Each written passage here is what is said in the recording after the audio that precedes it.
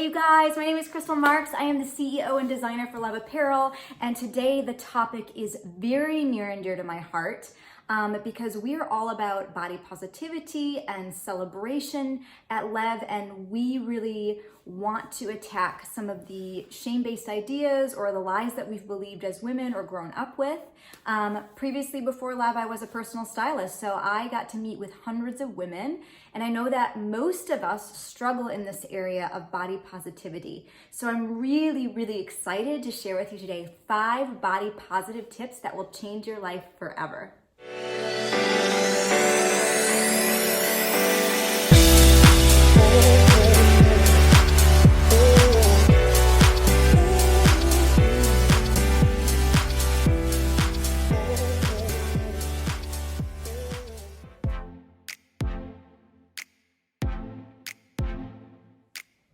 So now we're just gonna hop right in. It's gonna be great and maybe a little challenging. We're gonna really talk about some things that are really probably gonna rip some things open in your heart. For me, my first revelation of, hey, I need to take care of some of these issues was actually when I had my first child. So my husband and I didn't know what we were having. We didn't know if we were having a boy or a girl. We knew it would be a baby, but we didn't know if it would be a boy or a girl. And I was convinced we were having a boy just by the way that this baby was acting, high energy.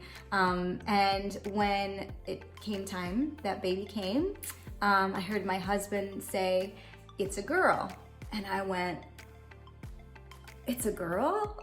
And they placed her on my chest, and I heard on the inside of me, she is going to look to you to be the mirror for how she sees herself. And it was a super sobering moment, and the weight of responsibility was great, but it was so good because it really forced me, and maybe you've had these moments in your life, to say, what am I doing? Why am I thinking and believing these things about myself? And what is dictating these, is what I'm believing rooted in truth? Or is what I'm believing rooted in lies that somebody else fed me, and do I want to continue down that path? And so I went on this journey to really sort through physically how I see and appreciate my body and what filters maybe I've produced over the years based on media, based on culture, based on maybe generationally what other people think or what other people have said. Before we get into our 5 things, the first thing I want you to understand and know, and you probably already know this, most women struggle in this area. So you're not alone. I want there to be some comfort in that, but I also want there to be a little bit of like a red flag.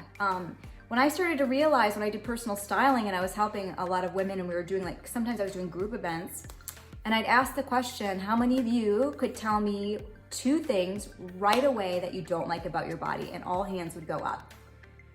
And then I'd say, well, how many of you could tell me 2 things that you love about your body?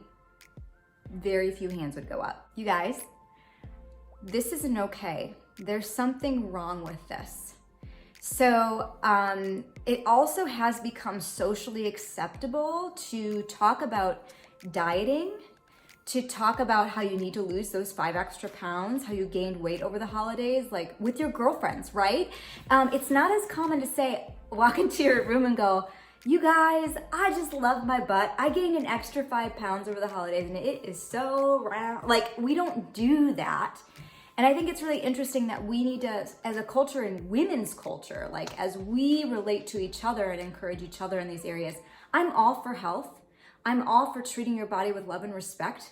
But I've also found that propelling yourself forward to reach your health goals is impossible when there's any dialogue that is self-deprecating or rooted in self-hatred.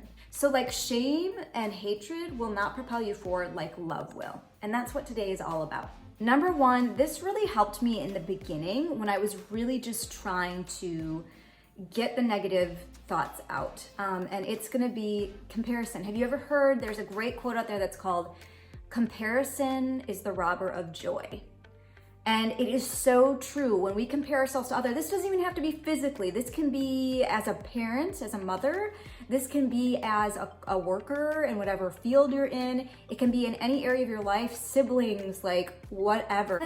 It's putting you in a position where you're not able to celebrate and own who you are and who you were created to be.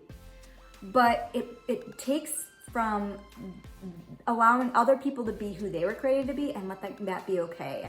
So here's a tip for you. Okay, if there's any like person, and this is not against the person, but if there's anybody on your feed that brings that up for you, like, oh, their life looks so glamorous, I wish I looked like that, I wish I had that money, I wish blah, blah, blah. That's a red flag right there, that there's some comparison happening.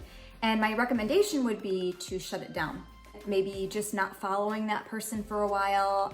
When I was younger, magazines were a big deal for me, and I'd look and I'd be like, my body looks nothing like that. My tummy was never flat. And when I would look at these swimsuit ads, it just made me feel bad about myself. And maybe that's kind of immature, but for where I was at, it was really healthy for me to just stop looking at it. It allows you to reset and go, okay, actually, I'm just going to focus on me, and that I am healthy, and that my body doesn't need to look like our culture is elevating, because there are so many different forms of beauty. Don't compare yourselves to Instagrammers, celebrities, friends, siblings, okay? So anywhere where there's room for that, just flag it. There's a red flag there. Stop. Just acknowledge it and try to reduce it as much as possible. Speak to it, basically. Okay, so we're gonna talk a little bit about the shame-based buying. When it comes to fad diets, could you imagine living in a world where you had never heard of a diet, or you never heard of intense exercise? Like, let's just say, I always call it, you weren't born with it. Like, thinking through those things that you weren't born with, those comments that people said, that there is a reason that the dieting industry is a multi-billion-dollar industry, the beauty industry is multi-billion dollars, is because they're selling you something that they're selling you a shame-based idea. And that shame speaks and sounds like there is something wrong with you and you should fix it. Something we've all seen, like a hair commercial for a hair product. Her hair's all frizzy and matted and she's alone and she's like kind of afraid, and then all of a sudden her hair gets fixed and she's got all these people around her. All of a sudden the message we're sending is that she was not acceptable before, and then she fixed this thing about her, which is our deepest and greatest fears, that we would be alone. And they're playing on that. And then they're showing you that all of a sudden you're acceptable and you're loved because your hair looks good.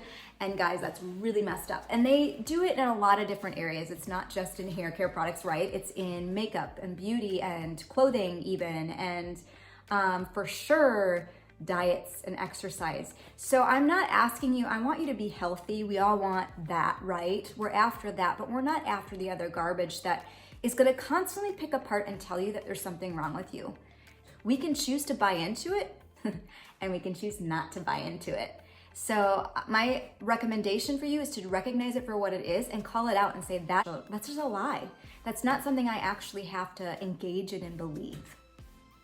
Okay, so here's something that really changes the game. So I'm gonna just touch on neuroscience for a hot second. I don't know much about it.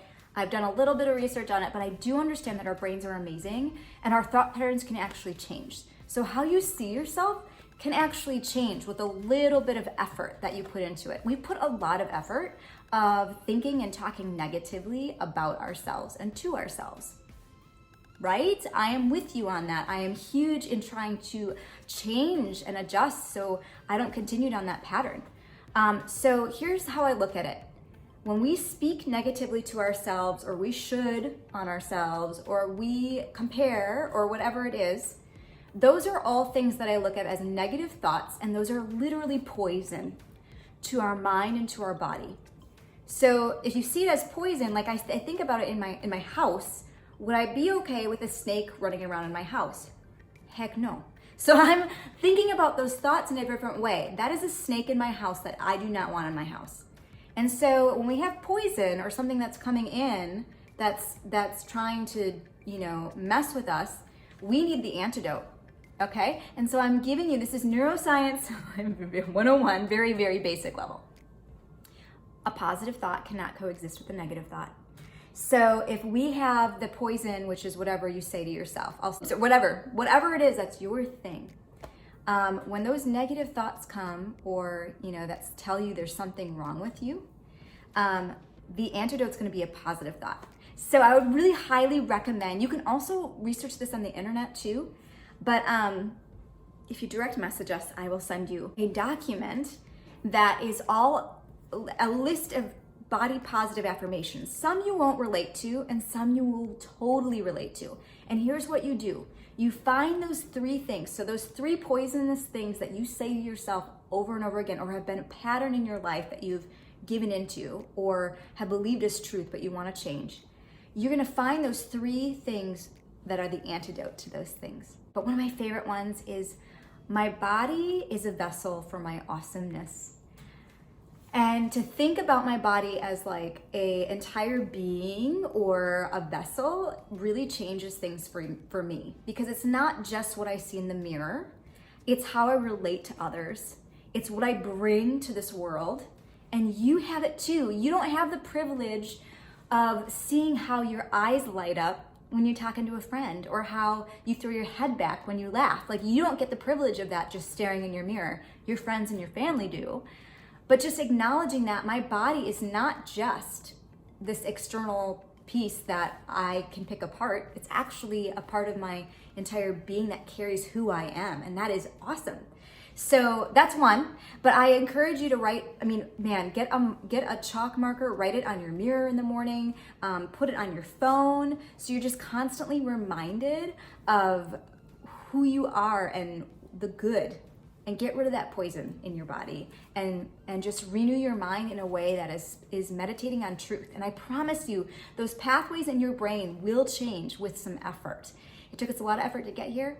It's going to take us some effort to get back to where we want to be. And I want to encourage you to do that. This one's a doozy. This one's kind of like, if you haven't been convinced already, we're just going to interrupt this for a minute. I want to ask you, close your eyes for a minute if you can. And I want you to think about, in 5 years from now, do you want to be hating your body or loathing it in some way? In 10 years from now, in 15 years, in 20 years, I want you to think about where you're going to be at in life. And if you're loathing it now, do we think it's going to get better as we mature? Probably not. So this is really a question just to interrupt anything that I've said where you're like, well, maybe I will, maybe I won't, blah, I want to encourage you to totally just attack this.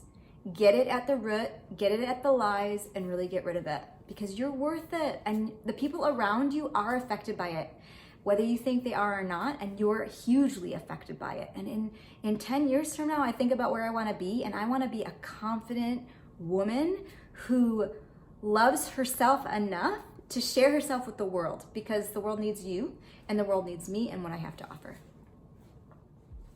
So the last and certainly not least, I think this really plays into number 3, is that just being thankful.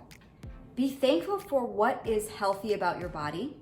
Be thankful for what your body does for you on a day-to-day basis. Literally, your body is a miracle. Working every day. The heart is a miracle. Your organs are a miracle. How you can move and function to whatever degree that is. I know some of us may have some bigger challenges in health, but whatever you have going for you, just celebrate it and focus on it. I really believe what we focus on grows. That has been proven to be true. So if you focus on the love that you have for your body, for what it does for you on a day-to-day basis, it will give you a new appreciation for how you see yourself. Something I say to myself often is, would I say that to my daughter? And that really gets me. If I wouldn't say it to my daughter, I better not be saying it to myself. It's not justifiable. And I don't want her to ever say or think a lot of the things I've said and thought about myself. So check it. You guys, it's been a true joy and an honor to share some of these tips with you. I'd love to hear from you, your thoughts. Were any tips in particular really helpful for you? I think this is a big issue. We need to continue to have this conversation as women. And I'm sending you all the love I can, and I hope that you really go after this for yourself. Have a great rest of your day, and thank you for joining me.